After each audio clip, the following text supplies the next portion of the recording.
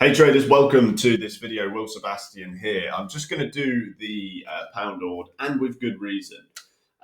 You've seen a drop off from today post Australia data last night. Really a nice move. We mentioned it short. We mentioned it more or less somewhat as a market maker stop. You come up here, you would have had a lot of stops taken away, and then you get that follow through, you get that momentum. Now, it just so happens that the momentum brings you to this level, okay, where this candlewick just exists. Okay, so prices come up here previously and fallen away. If you look at the longer term trajectory, this kind of perspective since the summer, you can see now really you're getting a bit of a match with your pound ord, a little bit like you had previously. As many major economies look to unwind their cycle, you get a fair match between them. But at this point, we just know from the Bank of England that they're looking to hold in the December meeting, I believe. And obviously, like I said, last night you had Australian employment data, okay, in above forecast, unemployment rate below forecast. So a mixed bag slightly, but you're seeing really more or less ord strength. Okay, that's what's followed through. You've got the same on your other antipodean, which is the New Zealand dollar. But the point of this video really is to get you to understand, because this is a cycle I'm in myself. Now, you would have watched likely many other videos I've done.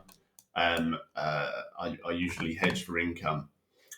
To basically protect any positions I've got wrong. And that's relevant now, because if you look at this swing, okay, so you suddenly get a lot of ord weakness on more dovish bets for the RBA. And at the same time, you get a lot of pound strength through there. So that translated to a really quick move of 860 pips, literally in Monday the 25th, all the way to, I can't even see it, all the way to the 11th of December.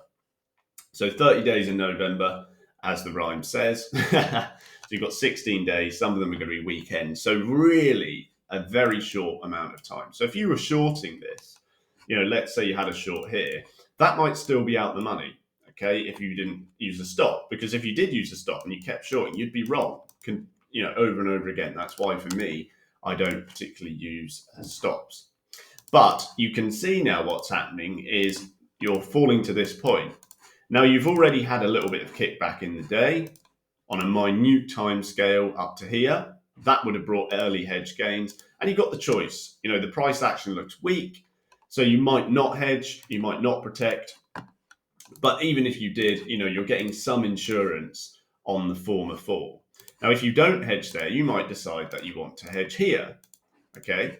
So you've got all these opportunities essentially to take profits on any move back to the upside, which might follow, the general sentiment case, especially after you've just had, news out of the Bank of England. So whether it's hedge zone 1 up here or hedge zone 2, like I said, you're basically insuring yourself because you don't have to close this short you got wrong, okay, or wherever you short it around there.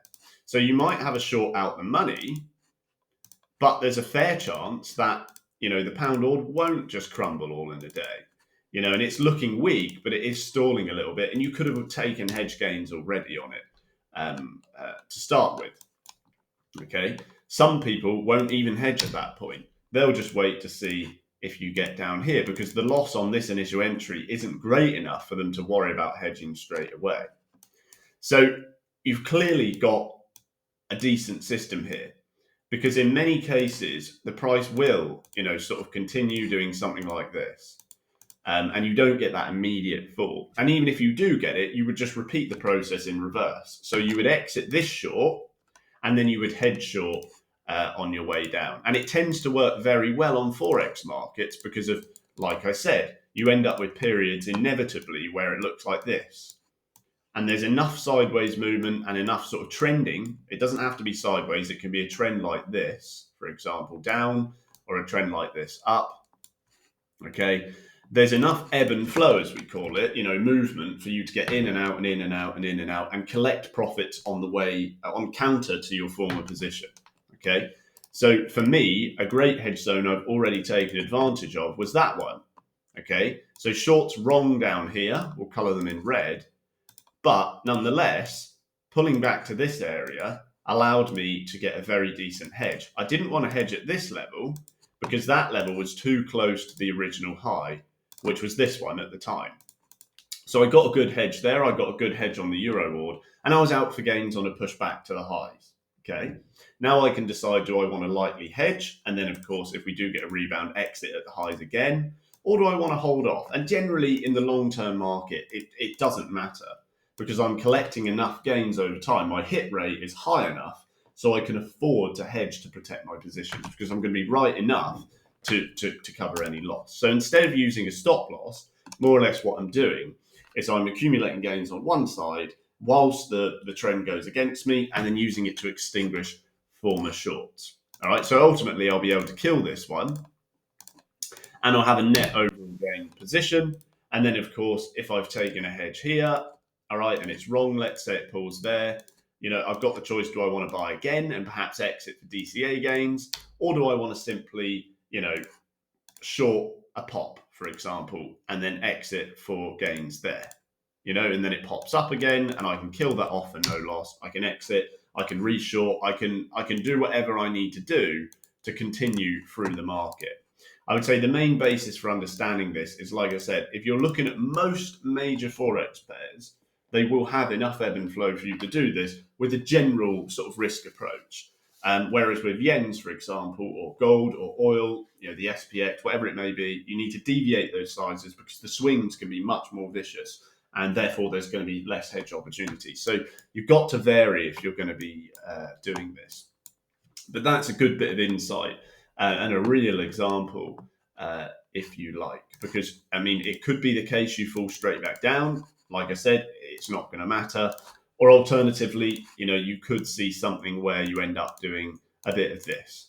But either way, because of the nature of currencies, they're not just going to sort of dump 50% in a day or things like that, like crypto would.